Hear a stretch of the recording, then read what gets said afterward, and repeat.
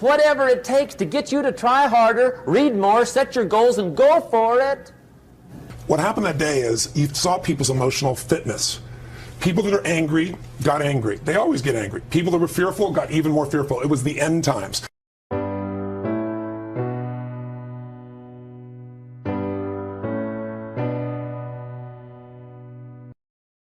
Tony, it's good to have you here. Good morning. Thank you, Matt. Let me talk about fear right off the bat. Fear of not being able to make ends meet, provide for your family, fear you're going to lose your job or your home or a combination of the two. How do you tell people to deal with the emotion of fear?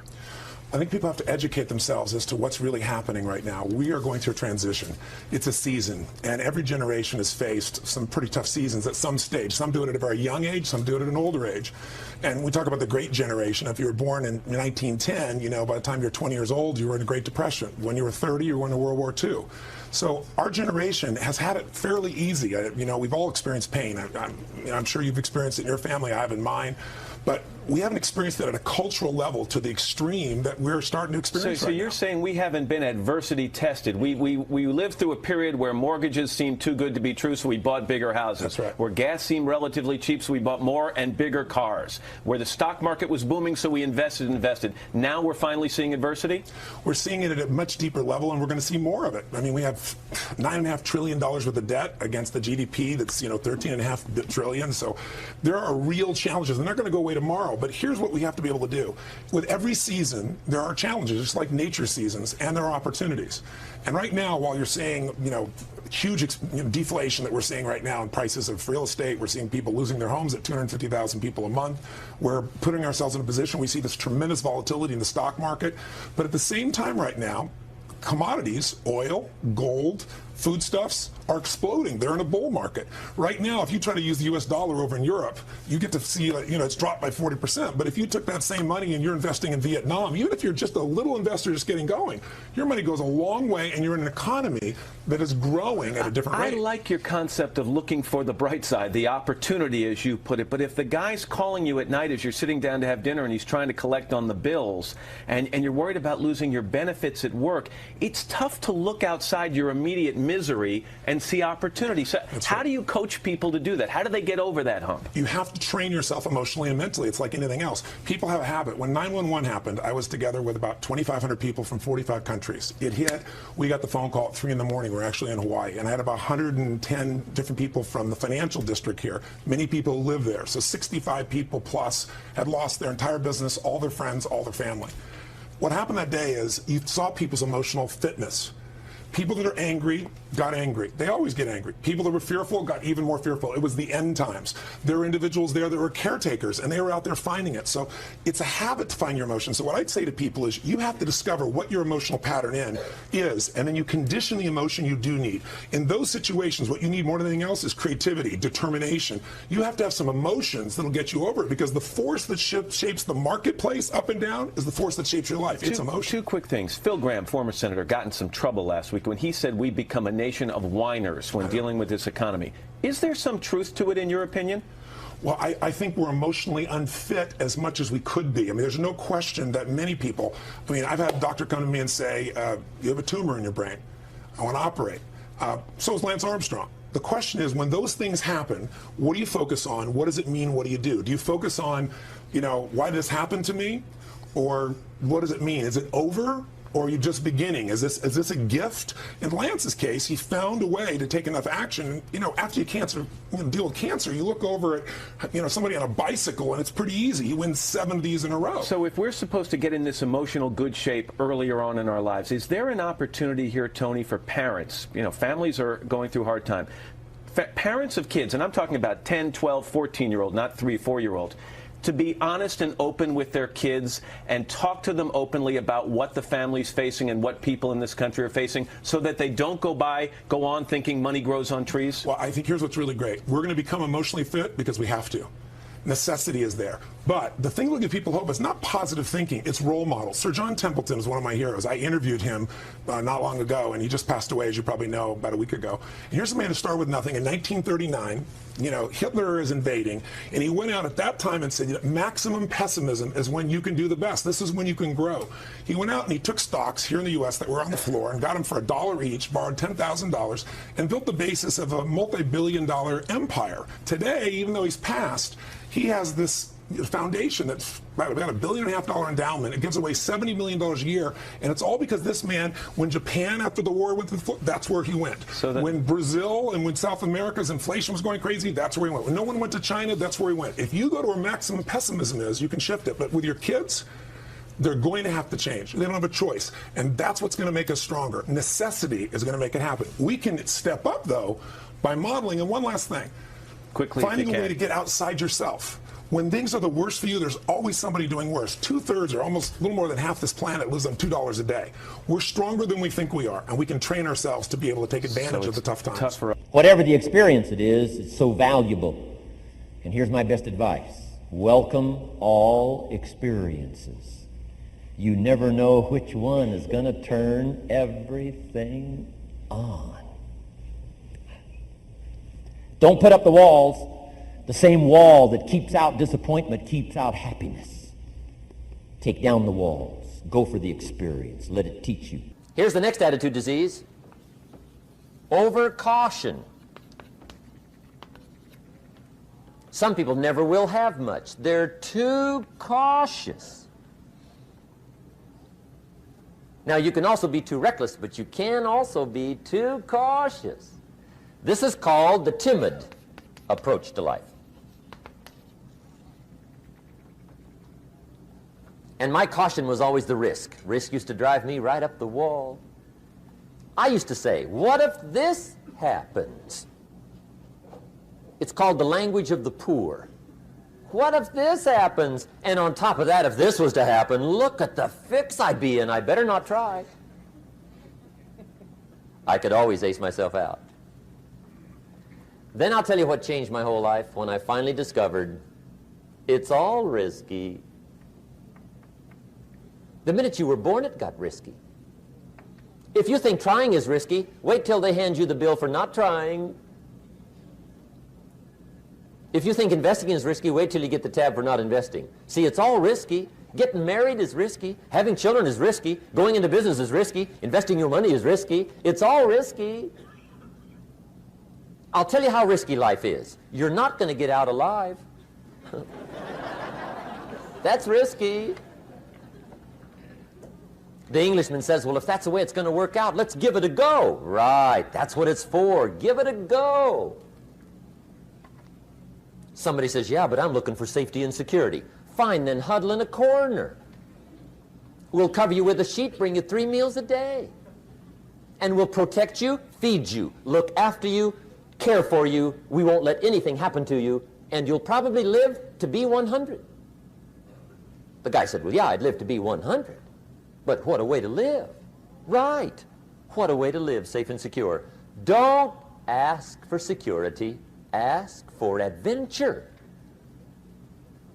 Better to live 30 years full of adventure than 100 years safe in the corner. And see, it's not important how long you live. What's important is how you live.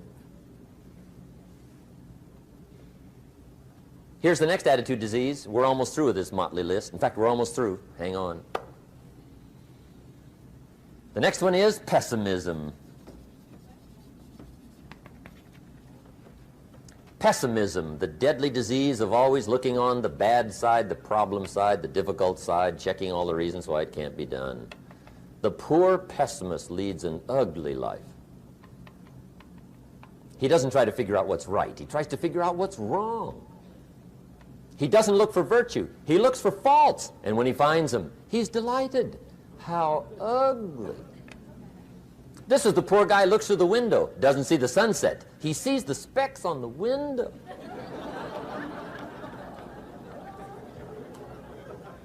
And this is the poor guy, right, who rushes up, takes such leave of his senses. This guy rushes up and he says, I've got 5 good reasons why it won't work.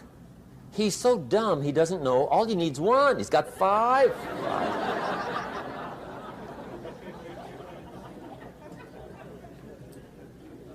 To the pessimist, the glass is always half empty.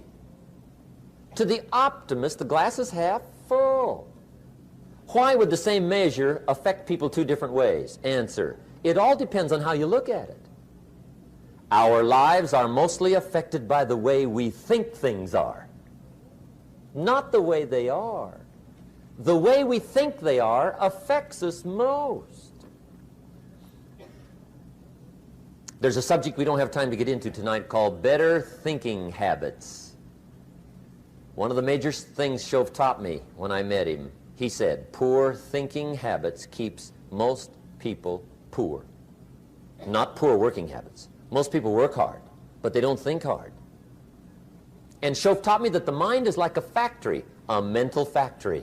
And whatever you think about all day long pours ingredients into this mental factory.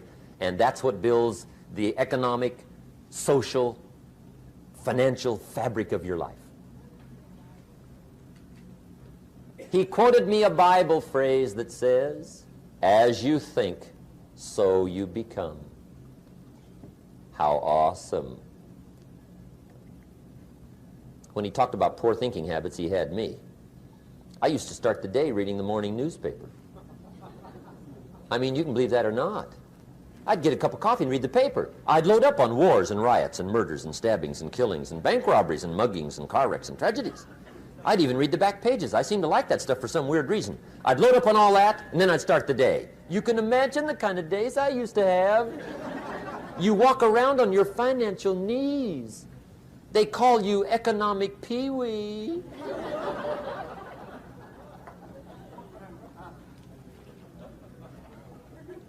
The guy says, I want to be a great leader. Wonderful. The first thing we do is follow him to his house. When we get there, we walk in and check his library, number one. Somebody says, well, why check his library? The reason is because what a man reads pours massive ingredients into his mental factory, and the fabric of his life is built from those ingredients. You would not believe what some people have got in their house to read. You would not believe. One of the best dressed up words I know for a lot of it is trash. Can you imagine dumping a barrel of trash into this mental factory every day and coming out with a rich, dynamic, positive life? It can't be done. You might as well try making a cake with cement. The kids back in Danbury, Connecticut, high school, they're asking me questions one day. I'm talking to the kids. Kids got good questions these days. One of them said to me, Mr. Rohn, how do you build the good life? I said, it's simple. It's not easy, but it's simple. Here's how you build anything. Select the right ingredients, keep out the wrong ingredients, and it starts with thought. Everything starts with thought. So you must be wise and careful what you think about, because that starts everything. You got to be wise and careful. I asked the kids, what would happen if somebody dropped sugar in my coffee? They said, well, you'd be okay. I said, what if somebody dropped strychnine in my coffee?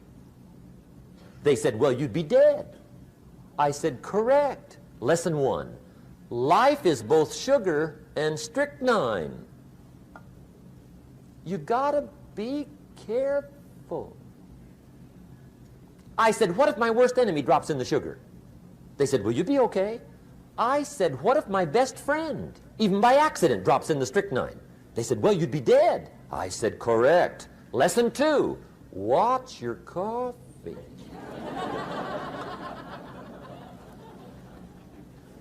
You got to be careful. See, it doesn't matter who hands you the bad stuff. It doesn't matter where you get the bad stuff. It'll still do its damage on your bank account, wherever you get it. Mr. Schoaf gave me one of the greatest phrases when I first met him when he said, Jim, every day stand guard at the door of your mind. How important. Stand guard at the door of your mind. And you decide what goes into your mental factory. Don't let anybody just dump anything they want to in your mental factory, because you've got to live with the results.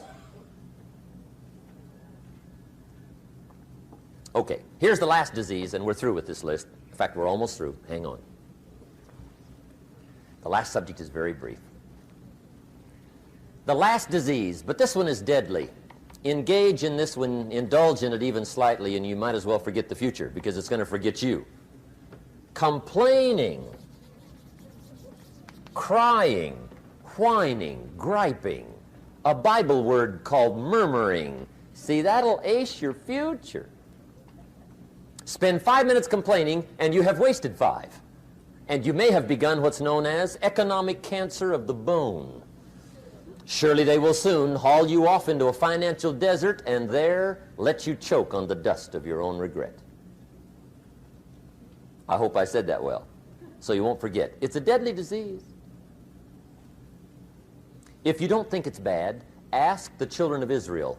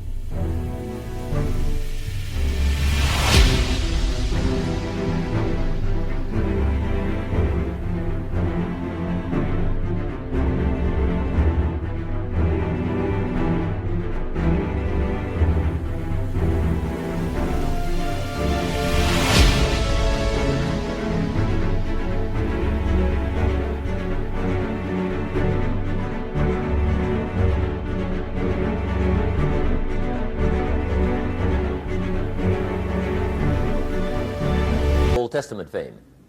Typical of us all, their story just happened to get in the book. Story says, children of Israel were slaves. God performed a series of dazzling miracles and got them out. And now they're heading for the promised land. Remember the story? Heading for the promised land. Tragedy of the story, they never got there. Reason. From day one, they started to complain. They griped about the water. They griped about the weather. They whined and cried and griped about the food. They griped about the leadership. They whined and cried because it was too far, too cold, too hot, too difficult, too miserable. I mean, they whined and cried for years. Finally, God said, I've had it, trip canceled. Or something like that. The story says they died in the desert, never got to the promised land. Which I think means two things. Indulge in this long enough, you get your future canceled. And I guess it also means even God himself can only take so much.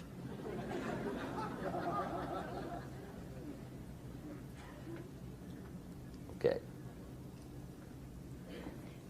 Just be on the lookout of the things that can destroy all the good you start. The war is on. And this evening, tomorrow, mentally, personally, socially, economically, you got to make sure you're winning the war. And this is